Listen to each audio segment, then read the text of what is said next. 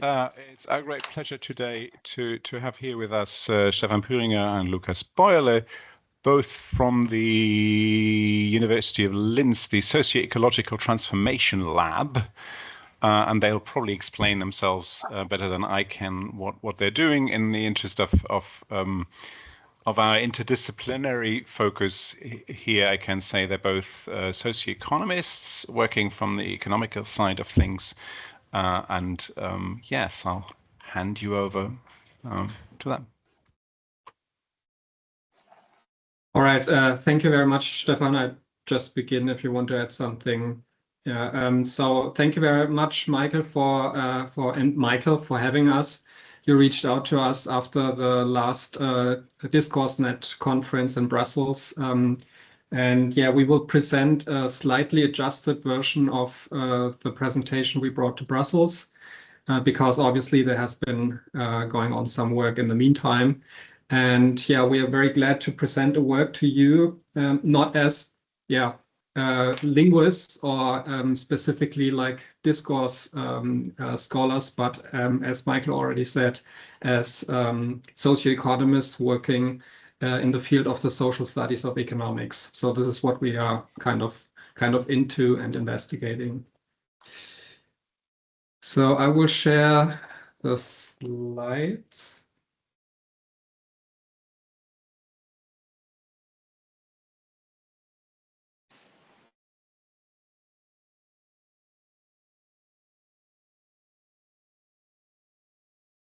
Right, can you see like the big slide? Perfect, okay. So the talk is called The Polysemy of Sustainabilities, Insights from the Social Studies of Economics. What are we talking about? The presentation is based on a working paper, which we have been drafting for quite some time now. It's we published it in November. And are already review right now with the journal. So if you want to have like a closer look at what we're doing, just look at the JCO website and find the working paper. What we'll present today is provide a little like intro. Why are we doing this work at all? What is the specific research context of this work? And then we will present like the core part of this paper and also of the project. We both are working in the CETA framework, which is kind of the main contribution we deliver with this paper, and then provide two examples of how to work with the CETA framework in like in daily research. So what is the starting point? The starting point is obviously the times we're living through. In 2019, it already seems like, I don't know, decades ago, we had a climate movement going on, sweeping across the globe, certainly also in Europe, followed by ecological modernization programs, such as the Green New Deal, for instance. And like significant political figures were aligning themselves or even showing themselves with rationales, economic rationales that were rather far-fetched before, like for instance Ursula von der Leyen at the 2023 conference Beyond Growth taking place in Brussels. We have then experienced a right-wing authoritarian backlash, if you will, in the States, obviously, where this picture comes from, but also in Europe and other parts of the world. And we see some small roots of also kind of counter strategies or struggles taking place, countering these kind of backlashes to social and ecological renewal. So what we wanted to say with the slide is that we're living through contested times in which fundamental conventions about the interrelation of economy, society, and ecology are being interrogated or negotiated. So we're living through times in which the previously stable and taken for granted is kind of up for grabs again. And we, coming from like an economics perspective or social studies of economics perspective, think that in all of these discussions and struggles going on, economic institutions and economic imaginaries are also always being renegotiated and are maybe even at the core of these struggles. So these struggles are always inspired by economic reasoning, and this kind of economic reasoning is in part and in the past very dominantly influenced by academic economic reasoning originating in the academic discipline of economics. We deem, this is one of the starting points, that the struggles and the transformation processes going on are totally open. We don't know, nobody knows where they are headed, but we bring a specific lens in order to make sense of them. One of the contenders in these transformation processes is certainly the project of socio-ecological transformation, which is also not clear what it means. Certainly there are some definitions out there, but what exactly socio-ecological transformation means or might entail in the future, institutionally, discursively, and so on, is not clear and is at the heart of discussions. And you can now see why our project is called CETA, and the framework is also called the CETA framework, since we combine these two parts, socio-ecological transformation, balanced against economic reasoning, which is always kind of also embedded in discourses on socio-ecological transformation. So we try to make sense on SET discourses by means of investigating the economic reasoning behind it. This research context is twofold. One is the so-called sustainability transitions research context. Just to give you an impression that, I mean, this is something that is certainly not new to this seminar, but just to give you an impression that actually the topic of socio-ecological transformation is gaining in relevance in the academic sphere as well, at least. So this is just a Google graph to show that there has been a spike in interest in this term since around 2010. And one of the research contexts that is certainly feeding into this development is the so-called Sustainability Transitions Research Network. One strand of work that is taking place in STR is to differentiate between different SET, or to speak more broadly, sustainability pathways. Some references here. We bring two examples. One is from Wiedmann et al. From 2020, who tried to differentiate between different projects of sustainability. So, for instance, eco-socialism, eco-anarchism, reformist approaches, or the green growth approach. A second example from the STR discourse would be, or context would be, this classification of different bioeconomies or bioeconomy discourses out there, according to an Austrian scholar Hausknost, who differentiates between 4 different bioeconomies: planned transition, sustainable capital, eco-retreat, and eco-growth. And all of these differentiation tools, if you will, they are very useful, but as we deem as socioeconomists, there is still some work to be done, or some potential to be gained from other discourses, especially from the social studies of economics, who can bring like a more fine-grained analysis of the actual economic institutions and rationales between these kind of possible significations of sustainability or socio-ecological transformation. And this is exactly what we do with the second research context we are coming from. So we bring in the social studies of economics, a rather young kind of field placed in the science studies, which studies the performative power of economic reasoning. So economic reasoning as originating, for instance, from academic economics, not as an isolated discourse in academia, but as a socially and politically effective or performative practice. It helps shaping institutions, behaviors, perceptions, policies all over the world.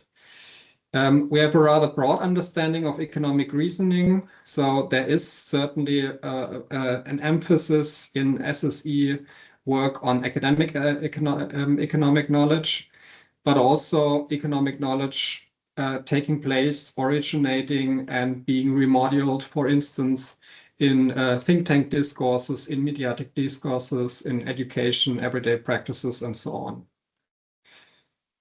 The analytical potential we see bringing to this question of making sense of SET discourses is tools to classify, differentiate, and compare different forms of economic reasoning. So, for instance, how are economic reasonings or economic imaginaries being developed, circulated, and silenced? Which actors and institutions shape these sense-making processes? And also, how can different forms of economic reasoning be distinguished from each other? Yeah, these two strands, we put them together, and yeah, Stephan and myself have been working on the Saitō framework also in order to kind of orient the work in the research project we're having, where we're working with around 6 colleagues and kind of try to align also or develop a mutual perspective on SET discourses. So first of all, we treat SET, socio-ecological transformation, as an empty signifier. It is a discursive construct whose meaning emerges only through its embedding in broader narratives and structured semantic relations. And we deem that that different categories of economic reasoning can actually make sense or ultimately inform which kind of SET discourse evolves or emerges. Yeah. And we start by differentiating between 2 main narrative families. So one narrative family that is rather inclined and normatively positively inclined towards SET discourse, and a rather SET antagonistic field that is trying to rather delegitimize SET discourse. Maybe also here in this context, a word on conceptual terms. How do we differentiate between the full-blown universe of different discourse analytical semantics? So we have this differentiation. First of all, social imaginaries. Not as a set of ideas, but rather that what enables through making sense of the practices of society. So this is the meta term. One significant part of social imaginaries are narratives. So the focus is here on oral or written media. This might not be something new to you. Narratives can be made sense of by looking at categories which they are made up of. And these categories, they present themselves in certain manifestations in empirical, like real-world discourse. And this is exactly what we look at it from our Saitō perspective. We look at SET imaginaries. More specifically at SET narratives. So we are not investigating, for instance, I don't know, pictorial discourse. And then we specifically look at these narratives from the vantage point of economic reasoning categories. And this is what we kind of clustered, which Stephan will present later on. Overall 9 categories of economic reasoning in order to make sense of the multifacetedness of SET narratives. And certainly these overall 9 categories come in different shapes and forms, and we present up between 4 or 5 concrete, like empirical manifestations of these categories in our framework. Like put the framework in an open manner, and allow for new manifestations to come into the framework as well. So this is not a closed framework, if you will. This is something I already said. We start when we look, for instance, at specific empirical material. We start by questioning, is SET a topic at all? Yes or no? And if yes, is it rather an antagonistic stance towards SET, or is it an embracive? Then we specifically look at the embracive SET discourses, asking, against the backdrop of our framework, what exact framing of SET is taking place in this specific kind of text. And we're also looking at the alternatives from the vantage point of our CETA framework. So this is something we want to allow for, that the framework is as broad in order to allow for also counter discourse against SET projects of SET to kind of come into play here. What we end up after the analysis is an open list of ideal SET embracive narratives, for instance, green modernization or degrowth narratives. We also end up with an open list of ideal types alternatives to SE, socio-ecological transformation. So, for instance, fossil-modernization. And possibly, this is not something we have been pursuing in the in our first preliminary work. Also, an open list of discursive strategies countering SET. So, for instance, delay and denial. Okay, and this is where I hand over to Stephan, who will present the framework itself. Okay, thanks, Lukas. I will also try to take over the presentation, if this is possible here in, maybe it was or not. So, okay, yeah, this is, we end up now here with the CETA framework, and maybe also to give these links to this delay and denial framework. When we developed this project, which was about 3 years ago, the question of any kind of socio-ecological transformation taking place was rather broadly shared imagination of how future trajectories of dealing with economic, but particularly ecological crisis is taking place. And now, as time runs very fast, we have a bunch of this whole tech-authoritarian movement, which somehow also push this whole agenda of socio-ecological transformation aside.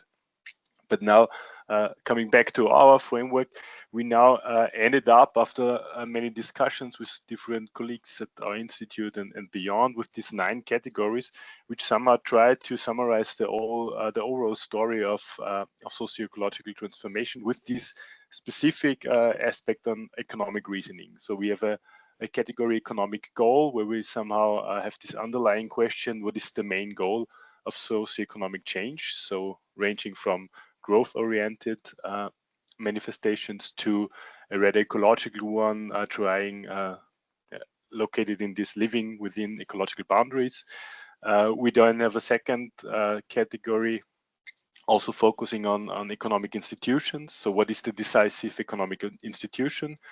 There we also have this idea of, is it really only private economic agents, which is somehow maybe a rather new application now in this US discourse around Peter Thiel or Elon Musk. So really pushing these private economic agents at the forefront and denying any kind of leverage for the state and also for markets. But for sure, these classical categories here would be more market, state, and then also commoning approaches. Then the role of the state, I will jump into this category in a second, because we think this is one of the maybe most illustrative cases where one can show these different understandings of the role of different institutions, and particularly the state in this transformation process. Yeah, and then we have a bunch of other categories, then also trying to somehow get a better hunch on this transformative dynamic of socio-ecological transformation, also of the transformative agency. So who is the main responsible actor when it comes to somehow designing, or at least pushing forward these debates and this whole process of transformation.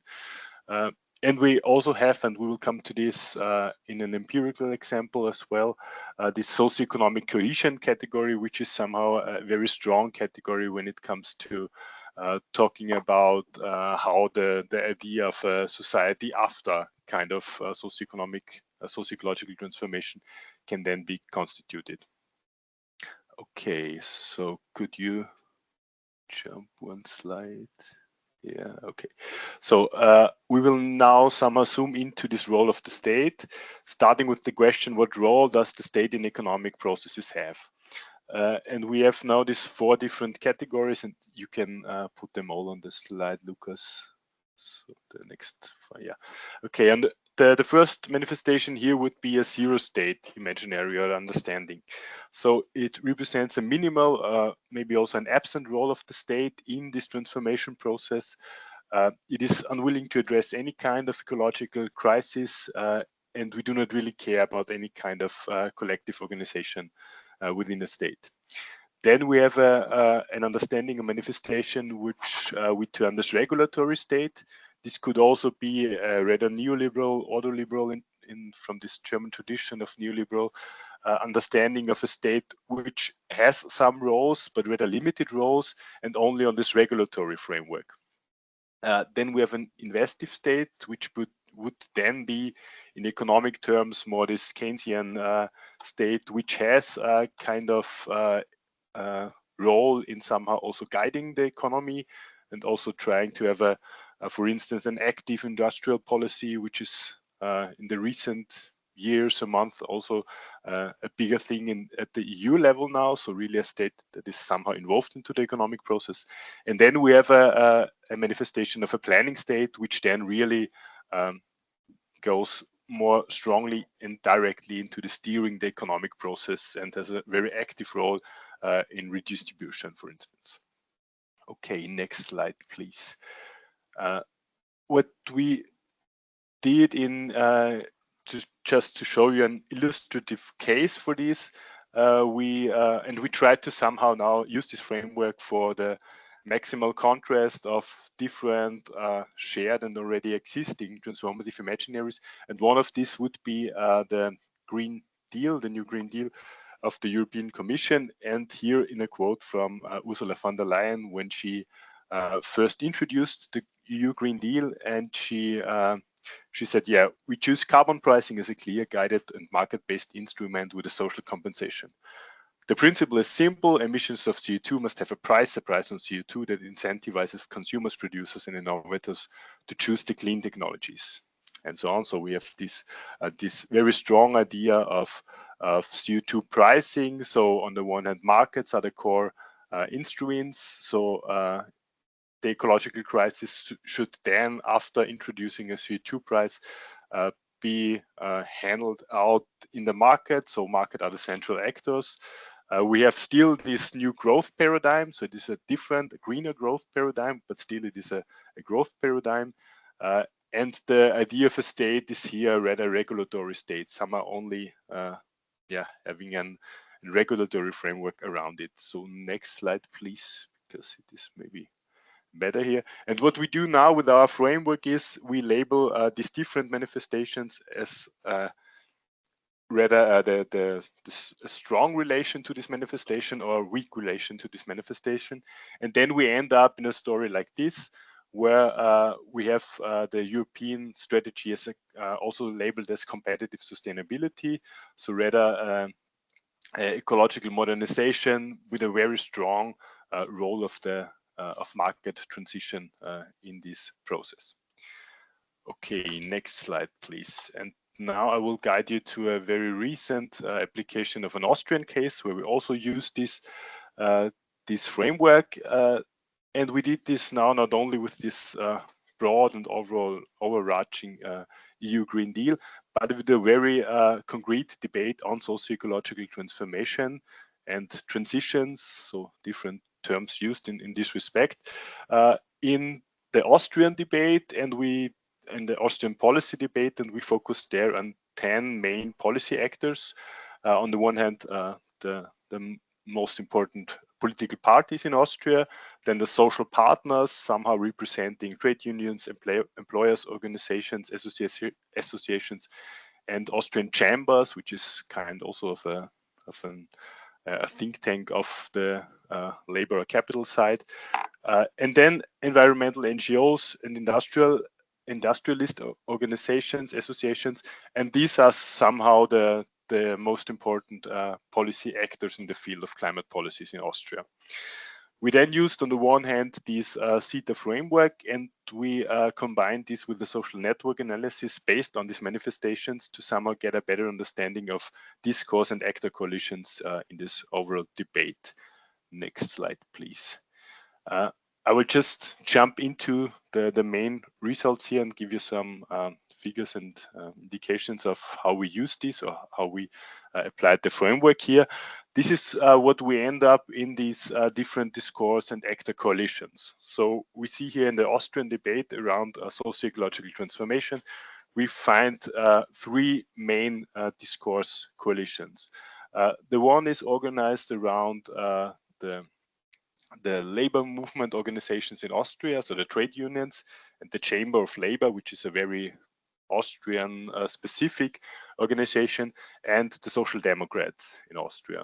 So this is the upper left group here.